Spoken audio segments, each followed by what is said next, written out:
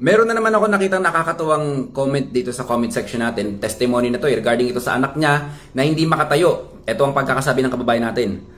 Hi po, isa po ako sa nakapanood ng inyong Lunas at Acid Guard sa FB.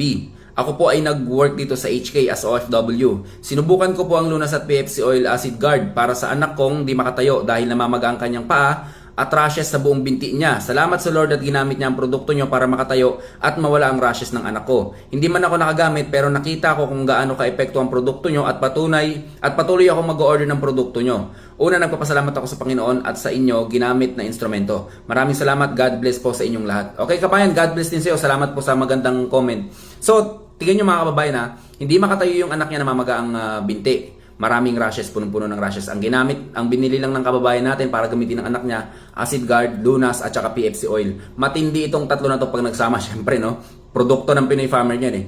Namamaga, siguro dulot ito ng mataas ng acidic or kung hindi natin malaman, baka mataas din ng blood sugar kasi mga inflammation, maraming cause yan eh. Pero good thing, kaya yan i-cleanse ng Lunas, kaya yan i-cleanse ng Acid Guard sa loob at kaya yang banata ng PFC Oil. Pahiran mo lang every 2 hours, no? Yung, kung ano man ang parte dyan. At saka yung rashes, no? Talagang maganda rin sa skin problem itong PFC Oil natin. Yun lang mga kababayan, stay healthy. Ako si Chance at ako magsasakang gala.